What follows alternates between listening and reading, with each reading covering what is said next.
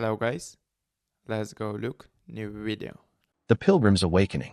A hush lay over the ancient valley of Dharan, nestled between jagged mountains and veiled in dawn mist. The air smelled of dew and cedarwood, and the temple bells had just begun their morning rhythm, low, deliberate tones echoing through the stone corridors of the monastery.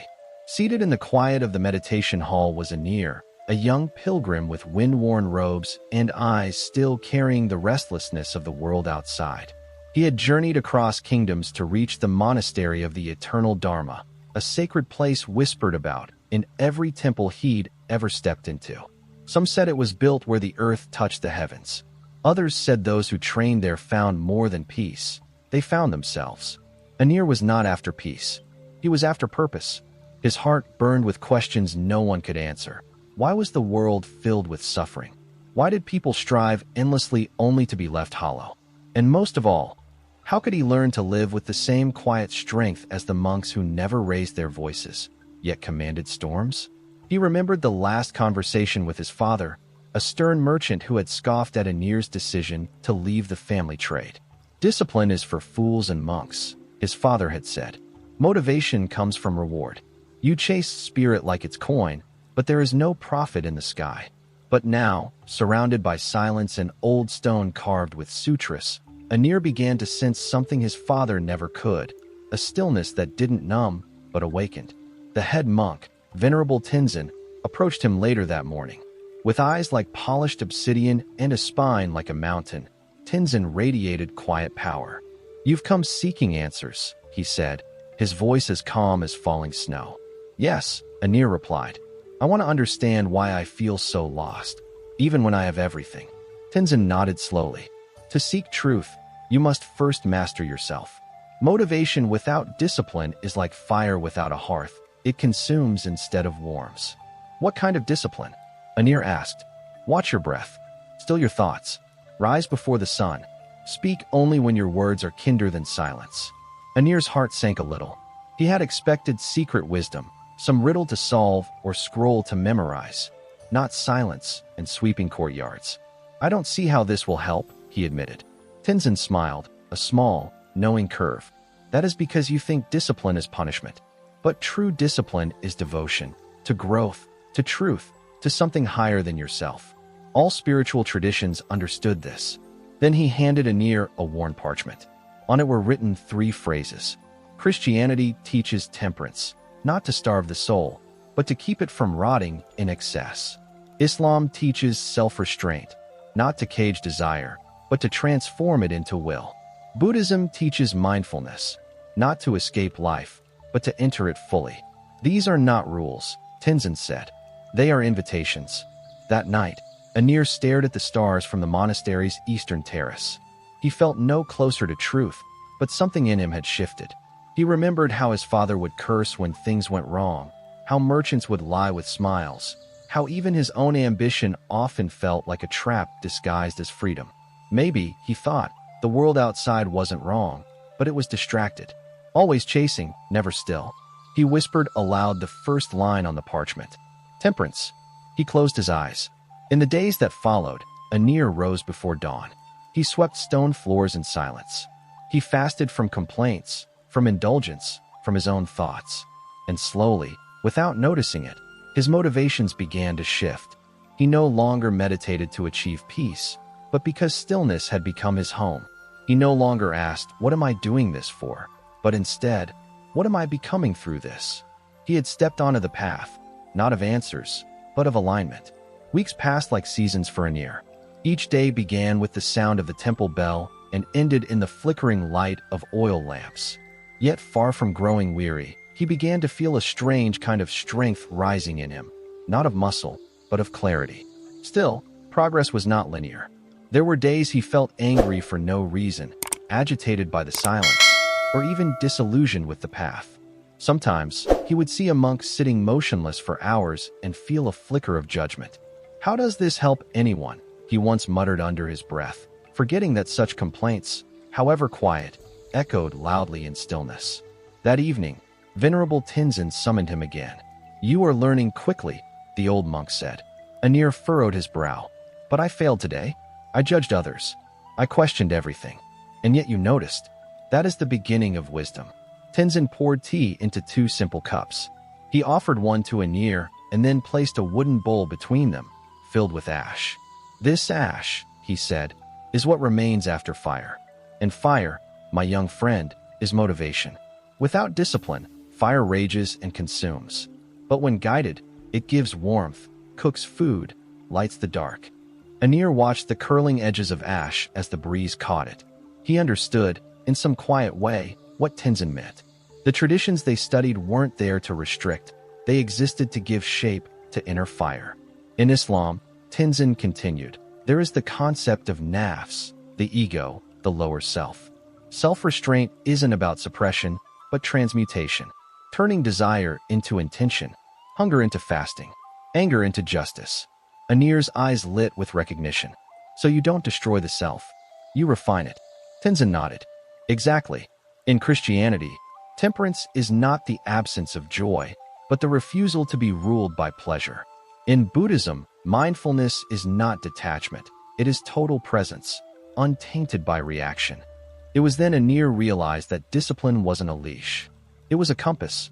The following morning, Tenzin gave him a task. There is a village down the eastern slope, he said. They've requested aid. Travel there, live among them for 7 days. Observe your reactions, your habits, your inner winds. Anir bowed in agreement. He packed lightly, just robes, a small book of verses, and a loaf of barley bread.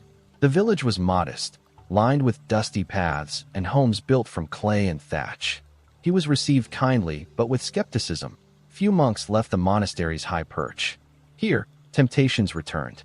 The villagers celebrated often, drinking spiced wine at dusk and gossiping under moonlight. A young woman named Lena, bold-eyed and sharp-tongued, seemed fascinated by Anir's silence. You really don't talk unless it's needed? She asked one night, challenging him with a smirk. Words are like arrows, he said gently. Once released, they can't return. She laughed. That sounds like something a man says when he's afraid of being wrong. He smiled but said nothing. That week, Anir found himself tempted, not just by wine or laughter, but by ego. He wanted to appear wise. He wanted to win arguments, impress Lena, and correct villagers when they spoke in half-truths about the world. But each time, he caught himself, not out of fear, out of awareness. His motivation was no longer to appear enlightened, but to be present.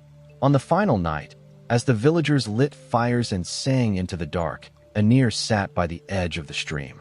Lena approached, quieter than usual. You're leaving tomorrow. Yes. She looked at him thoughtfully.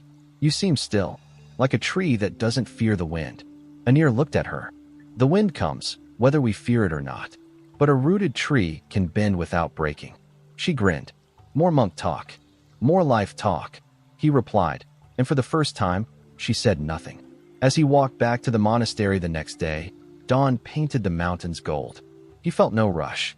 The journey back was not a return, it was a continuation. He was beginning to see that motivation, in spiritual traditions, was never about reward. It was about realignment. About waking up each day with the intention to live in harmony with truth, rather than be ruled by whims. And as the monastery came into view again, perched like a watchful guardian over the valley, Anir bowed, not to the stone walls or sacred halls, but to the path itself. The fire inside him still burned, but now it had found its hearth. Years had passed since Anir first walked through the gates of the monastery of the Eternal Dharma. He was no longer a wanderer, nor merely a student. His robes were the same, his body lean and sun-worn, but his eyes now held stillness deeper than the mountain lakes. He taught others now, not as a master, but as a fellow traveler a few steps further on the path. He had seen many pilgrims come and go, some burning with zeal, others running from grief. A few stayed and transformed. Most left unchanged, still chasing answers in the world's reflection rather than its source. It was on the eve of the solstice that Venerable Tenzin, now white-bearded and slow in his steps, summoned Anir one final time. You've walked far, Tenzin said, but every path leads to another. Tomorrow, you will take the pilgrimage of 3 voices. Anir bowed. He had heard of it only in whispers, an ancient rite, rarely performed. A journey not outward, but deep inward. 3 days, 3 fasts, 3 disciplines. 1 goal: to unite the wisdom of body, mind, and spirit. Tenzin placed a small scroll in Anir's hands. It read, Day 1, the discipline of restraint. Day 2, the discipline of presence. Day 3, the discipline of surrender. You will not speak during these days, Tenzin said, nor will you ask for guidance. Each tradition you've studied will walk beside you, but only your own voice will answer.